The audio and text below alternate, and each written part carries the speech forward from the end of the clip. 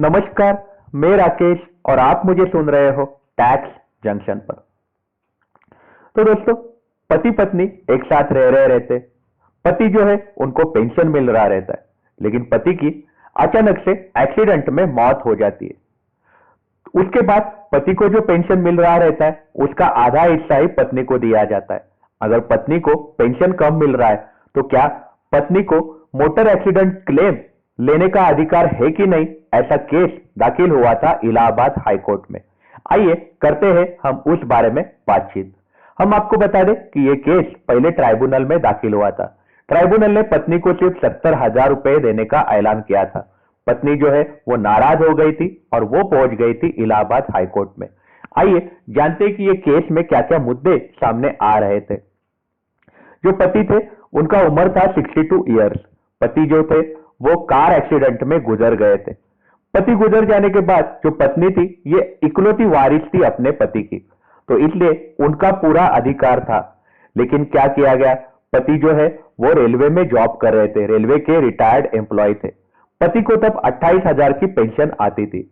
लेकिन उसके बाद रेलवे ने क्या किया, ऐसा बोला कि आपके पति को 28,000 की पेंशन आती थी, उसमें से 50% का हिस्सा हम आपका पकड़ते और 50% का हिस्सा जो है वो पति का पकड़ते। ऐसा करके पत्नी को 14,000 रुपए का पेंशन देना चालू कर दिया था।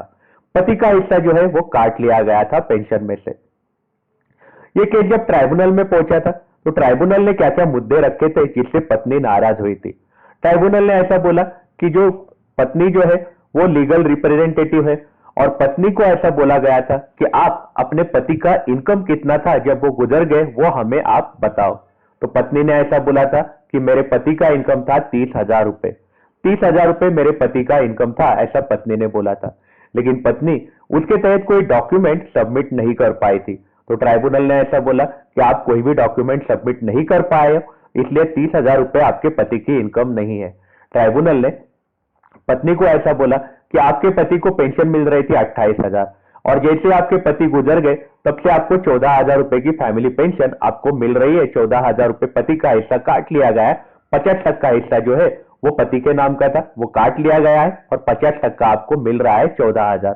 तो इसके तहत आपका कोई भी लॉस नहीं हो रहा है, आपका कोई भी लॉस ऑफ अर्निंग नहीं हो रहा है, क्योंकि आपको आपका हिस्सा मिल रहा है। वहां पे ऐसा बोला गया कि आपका कोई भी हाथ में लॉस नहीं हो रहा है, तो आपको कंपेंसेशन जो है लॉस ऑफ अर्निंग का मिलने का कोई भी अधिकार नहीं है। इसलिए उन्होंने लॉस ऑफ अर्निंग के सारे डिडक्ट अमाउंट जो है वो डिडक्ट किए और उनको बोला कि आपको 70,000 रुपए कंपेंसेशन मिलेगा 7% रेट ऑफ इंटरेस्ट से। पत्नी जो है उनको झटका लगा और वो पहुंच गई इलाहाबाद हाईकोर्ट में। एक्चुअली इलाहाबाद हाईकोर्ट के सामने ये जब केस आया तो इलाहाबाद हाईकोर्ट ने ऐसा बोला कि अगर पति गुजर नहीं जाते थे तो वो घर में कितने पैसे आते थे, तो घर में पूरे 28,000 रुपए आते थे।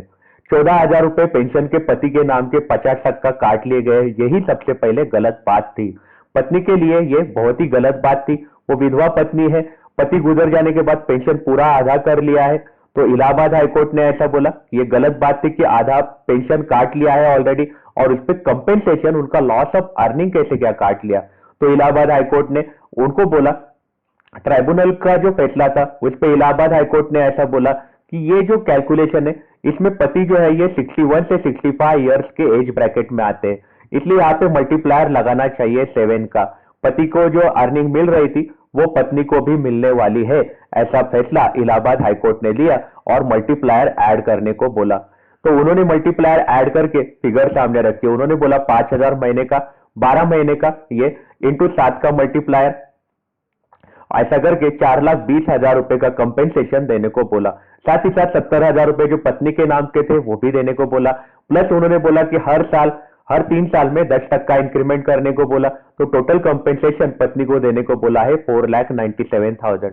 मतलब अगर पति गुजर जाने के बाद पेंशन कम मिल रहा है, इसका मतलब ये नहीं कि पत्नी को पूरा कंपेंसेशन नहीं मिलेगा। पत्नी को मोटर एक्सीडेंट क्लेम का पूरा कंपेंसेशन मिल जाएगा, लॉस ऑफ अर्निंग का कंपेंसेशन पत्नी को मिल जाएगा, ऐसा ये केस के तहत हमें मालूम गिरता है। साथ ही साथ इलाहाबाद हाईकोर्ट ने इंटरेस्ट रेट जो है उसके ऊपर भी आक्षेप लिया। उन्होंने बोला कि इंटरेस्ट रेट रहेगा इसका 7.5%। जिस दिन से ये पिटीशन दाखिल हुआ है उस दिन से लेके इंटरेस्ट कैलकुलेट करने को बोला है। 4,97,000 पत्नी को मिलने वाले हैं, मतलब पत्नी को अगर पेंशन कम मिल रहा है पति गुजर जाने के बाद, तो इसका मतलब ये नहीं कि पत्नी को लॉस ऑफ अर्निंग का कॉम्पेंसेशन जो है वो नहीं मिलेगा। यहाँ पे इलाहाबाद हाईकोर्ट अपने फैसले पे क्लियर है और उन्होंने बोल दिया है कि 4,97,000 प्लस 7.5% का इंटरेस्ट आप दो, पत्नी को, वाइफ है, विडो है, उसको देने को उन्होंने ऑर्डर दिया है। और वो कौन से तारीख से ब्याज देना है, जब जिस दिन पिटीशन दाखिल हुआ उस तारीख से आपको ब्याज देना है।